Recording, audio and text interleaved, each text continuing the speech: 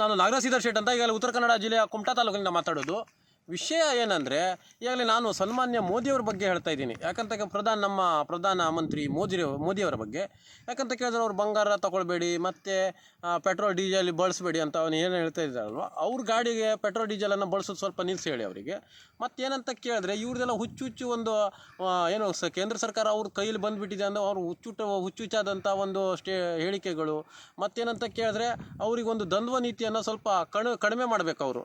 ಮತ್ತೇನಂತ ಕೇಳಿದ್ರೆ, ಅವರು ಹಿಂದುತ್ವದ ಬಗ್ಗೆ ಮಾತಾಡ್ತಾರೆ. ಅವ್ರು ತಾಯಿರ ಸತ್ತಾಗ ಅವ್ರು ಕೇಶಮುಂಡನೇ ಒಂದು ಕೂಲಿ ತೆಗುವಂಥದ್ದಾಗಿರ್ಬೋದು, ತಲೆ ಬೋಳಿಸ್ಕೊಳ್ಳುವಂಥ ಕೆಲಸನೂ ಮಾಡಲಿಲ್ಲ. ಇದು ಯಾವ ರೀತಿ ಹಿಂದುತ್ವ ನಮಗಂತೂ ಅರ್ಥ ಆಗ್ತಿಲ್ಲ.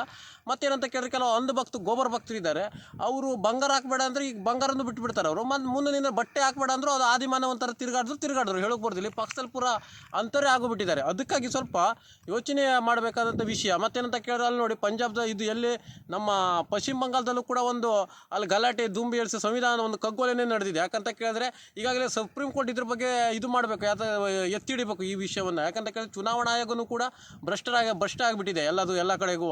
ಅದಕ್ಕಾಗಿ ಅವ್ರು ಕೇಂದ್ರ ಸರ್ಕಾರದ ಕೈ ಕೆಳಗಿನ ಗೊಂಬೆ ಆಗಿ ಕೆಲಸ ಮಾಡ್ತಿದೆ ಚುನಾವಣಾ ಆಯೋಗನೂ ಕೂಡ. ಯಾಕಂತ ಕೇಳಿದ್ರೆ, ಆ ಮಟ್ಟದಲ್ಲಿ ಗಲಾಟೆಗಳು, ಆ ಮಟ್ಟದಲ್ಲಿ ಇದು ನಡೀತದೆ ಅಂತ ಆದರೆ ನಿಮ್ಮ ಸಂವಿಧಾನ ಎಲ್ಲಿ ಸರಿಯಾಗಿದೆ, ಸಂವಿಧಾನದ ಇದು ಕಗ್ಗೊಲೆನೆ ಅಂತಲೂ ಕೂಡ ಹೇಳ್ಬೋದು. ಆ ಒಂದು ನಿಟ್ಟಿನಲ್ಲಿ ಇಂಥ ಪ್ರಧಾನಿ ನಮ್ಗೆ ಬೇಕಾ? ಮತ್ತೆ ಏನಂತ ಕೇಳಿದ್ರೆ, ಬಂಗಾರ ತೊಗೊಳ್ಬೇಡಿ, ಮತ್ತೊಂದು ತೊಗೊಳ್ಬೇಡಿ ಅಂತ ನೀವು ಹೇಳೋದಲ್ಲ. ಅದು ನೀವು ಇಲ್ಲಾಂದರೆ GST ತೊಗೊಳ್ಬೇಡಿ, ಅವ್ರು ಬಂಗಾರ ಖರೀದಿ ಮಾಡಬೇಡಿ ಅಂದರೆ ನೀವೇನು ಪುಕ್ಸಟ್ಟೆ ಕೊಡ್ತೀರಾ?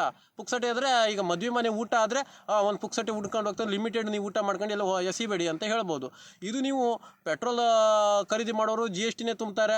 ಮತ್ತೇನಂದರೆ ಗಾಡಿ ಖರೀದಿ ಮಾಡೋರು GST ಪುಕ್ಸಟ್ಟೆ ಏನು ಕೊಡೋದಿಲ್ಲ. ನೀವು GSTನೇ ದೇಶದ ಅಭಿವೃದ್ಧಿನೂ ಕೂಡ ಆಗ್ತದೆ. ರಾಜ್ಯ GST ಆಗಿರ್ಬೋದು, ರಾಷ್ಟ್ರದ GST ಆಗಿರ್ಬೋದು.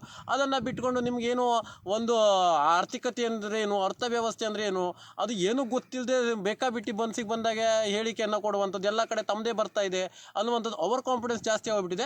ಅದಕ್ಕಾಗಿ ಸರ್ಕಾರ ಏನು ಆಡಳಿತಾರೂಢ ಏನು ನಮ್ಮದು ಇವರು ಏನು ವಿರೋಧ ಪಕ್ಷದಲ್ಲಿ ಏನು ಕಾಂಗ್ರೆಸ್ ಸರ್ಕಾರ ಇದೆ, ಇದ್ರ ಬಗ್ಗೆ ನೀವು ಹೋರಾಟವನ್ನು ಮಾಡಬೇಕು. ಯಾಕಂತ ಕೇಳಿದ್ರೆ, ಬರೀ ಸುಮ್ಮನೆ ಕೂತ್ಕೊಂಡು ಎಲ್ಲ ಒಂದು ಇದು ಮಾಡಿದ್ರೆ ಪ್ರಯೋಜನ ಬೀಳೋದಿಲ್ಲ. ಅದಕ್ಕಾಗಿ ನೀವು ಸೆಕ್ಯುಲರ್ ಪಾರ್ಟಿ ಪಕ್ಷಗಳು ಯಾವುದ್ಯಾವುದಿದೆ ಅದಕ್ಕೆ ಬಲ ತುಂಬುವಂಥ ಕೆಲಸವನ್ನು ನೀವು ಮಾಡಬೇಕಂತ ಹೇಳ್ಕೊಳ್ಳೋಕೆ ಇಷ್ಟಪಡ್ತೀನಿ.